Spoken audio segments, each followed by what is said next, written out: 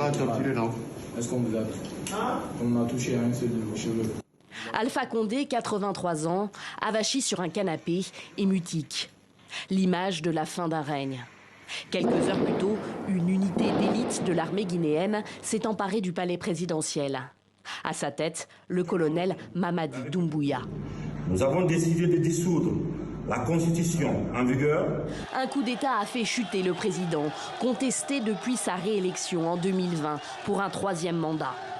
Moins d'un mois plus tard, le nouveau maître de Conakry prête serment comme président de la transition et jure qu'il ne s'accrochera pas au pouvoir. Je voudrais ici réitérer mon engagement que ni moi, ni aucun membre du Comité national du Rassemblement pour le développement et des organes de la transition ne sera candidat aux élections à venir. Lui aussi s'en est allé après 30 années au pouvoir. Mais c'est en soldat que le maréchal Idriss Déby Itno est mort le 20 avril dernier. Il a succombé à ses blessures après avoir commandé son armée face à des rebelles dans le nord du Tchad. Sa succession sera militaire et héréditaire. Son fils, Mahamat Idriss Déby, 37 ans, prend le pouvoir. Au Mali, la démocratie bafouée, elle aussi, en 2021, après un second coup d'État en moins d'un an. Le 25 mai, le colonel Assimi Goïta, l'homme fort du pouvoir malien, démet le président et le premier ministre de transition.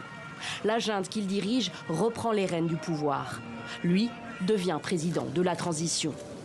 Une transition politique qui s'éternise, alors que sur le plan sécuritaire, le Mali et le Sahel plus largement restent en crise.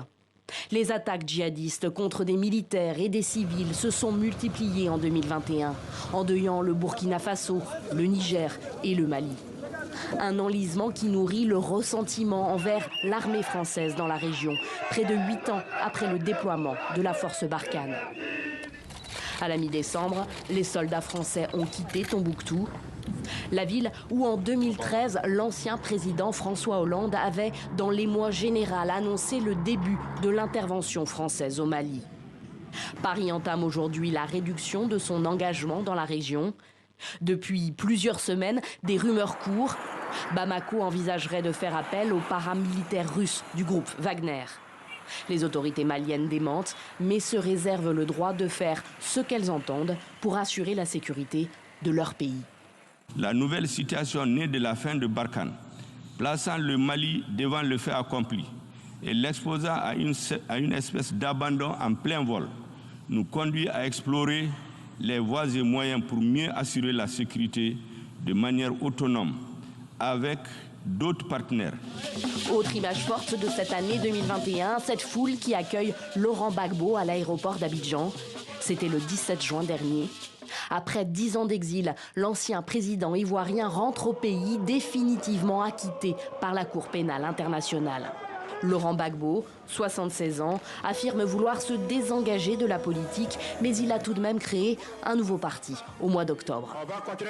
Comme ailleurs dans le monde, le Covid-19 a été un personnage omniprésent sur le continent en 2021, avec l'apparition début décembre en Afrique du Sud d'Omicron, le dernier variant identifié du virus. Le continent est la région du monde où l'on vaccine le moins. De bonnes nouvelles, il y en a eu aussi en cette année qui s'achève. Le Goncourt, le plus prestigieux prix littéraire en France pour le Sénégalais Mohamed Mbougar Sarr. Le prix britannique Booker Prize pour le franco-sénégalais David Diop.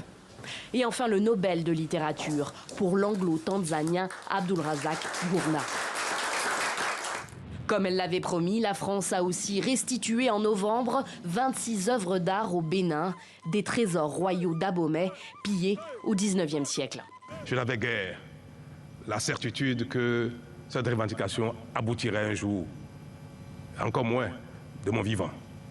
Et puis cette reconnaissance mondiale pour le thiéboudienne, désormais inscrit au patrimoine culturel immatériel de l'humanité de l'UNESCO, tout comme la rumba congolaise, témoignage du lien entre l'Afrique et les afro-descendants des Amériques.